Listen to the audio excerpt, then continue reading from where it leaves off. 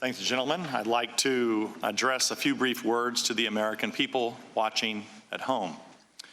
If you watched the impeachment hearings last week, you may have noticed a disconnect between what you actually saw and the mainstream media accounts describing it.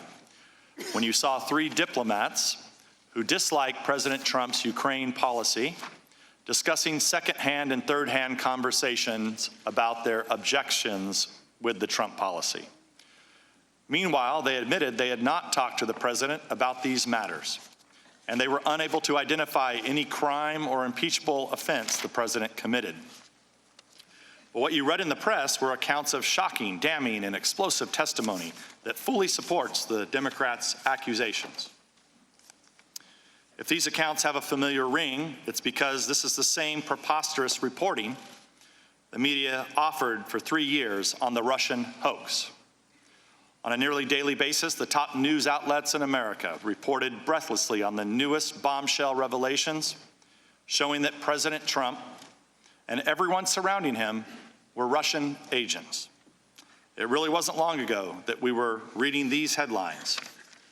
From CNN, Congress investigating Russian investment fund with ties to Trump officials. This was false. New York Times, Trump campaign aides had repeated contacts with Russian intelligence. Also false. Slate was a Trump server communicating with Russia. This was false. New York Magazine, will Trump be meeting with his counterpart or his handler? This was false. The Guardian, Manafort held secret talks with Assange and Ecuadorian embassy. Also false. BuzzFeed, President Trump directed his attorney to lie to Congress about the Moscow Tower project. All of these were false. There was no objectivity or fairness in the media's Russia stories, just as a fevered rush to tarnish and remove a president who refuses to pretend that the media are something different from what they really are, puppets of the Democratic Party. With their biased misreporting on the Russia hoax, the media lost confidence of millions of Americans, and because they refuse to acknowledge how badly they botched the story, they've learned no lessons and simply expect Americans will believe them as they try to stoke yet another partisan frenzy. In previous hearings, I've outlined 3 questions the Democrats and the media don't want asked or answered. Instead of shedding light on these crucial questions, the media are trying to smother and dismiss them. Those questions start with, what is the full extent of the Democrats' prior coordination with the whistleblower, and who else did the whistleblower coordinate this effort with? The media have fully accepted the Democrats' stunning reversal on the need for the whistleblower to testify to this committee. When the Democrats were insisting on his testimony, the media wanted it too. But things have changed since it became clear the whistleblower would have to answer problematic questions that include these. What was the full extent of the whistleblower's prior coordination with Chairman Schiff, his staff, and any other people he cooperated with while preparing the complaint? What are the whistleblower's political biases and connections to Democratic politicians? How does the whistleblower explain the inaccuracies in the complaint? What contact did the whistleblower have with the media, which appears to be ongoing? What are the sources of the whistleblower's information? Who else did he talk to? And was the whistleblower prohibited by law from receiving or conveying any of that information? The media have joined the Democrats in dismissing the importance of cross-examining this crucial witness. Now that the whistleblower has successfully kick-started impeachment, he has disappeared from the story, as if the Democrats put the whistleblower in their own witness protection program. My second question, what was the full extent of Ukraine's election meddling against the Trump campaign? In these depositions and hearings, Republicans have cited numerous indications of Ukraine meddling in the 2016 elections to oppose the Trump campaign. Many of these instances were reported, including the posting of many primary source documents by veteran investigative journalist John Solomon.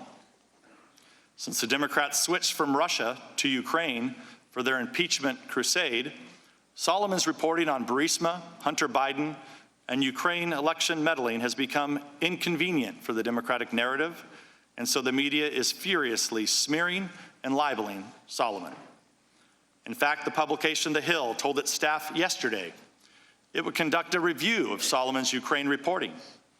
Coincidentally, the decision comes just 3 days after a Democrat on this committee told a Hill writer that she would stop speaking to The Hill because it had run Solomon's stories.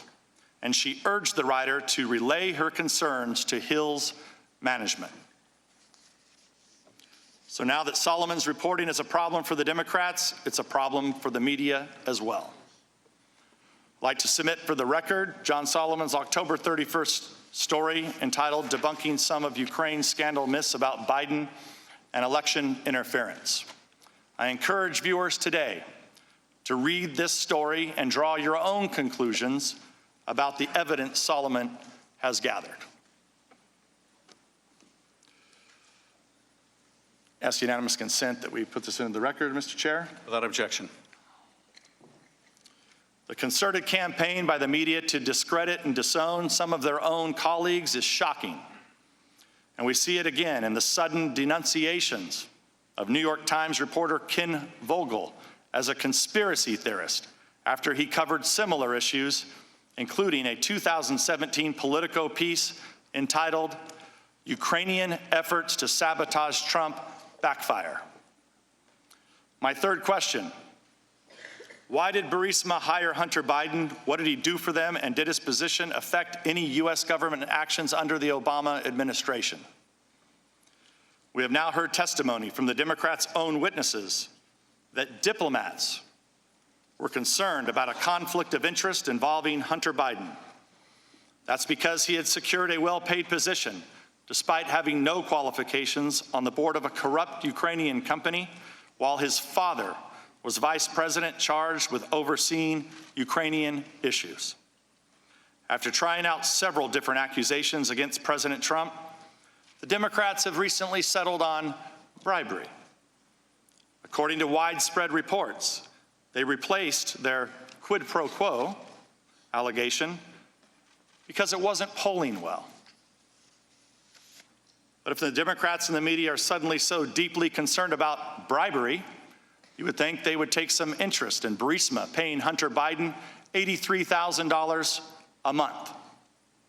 And you think they would be interested in Joe Biden threatening to withhold U.S. loan guarantees unless the Ukrainians fired a prosecutor who was investigating Burisma. That would be a textbook example of bribery. The media, of course, are free to act as Democrat puppets, and they're free to lurch from the Russia hoax to the Ukraine hoax at the direction of their puppet masters. But they cannot reasonably expect to do so without alienating half the country who voted for the president they're trying to expel. Americans have learned to recognize fake news when they see it, and if the mainstream press won't give it to them straight, they'll go elsewhere to find it, which is exactly what the American people are doing. That I yield back.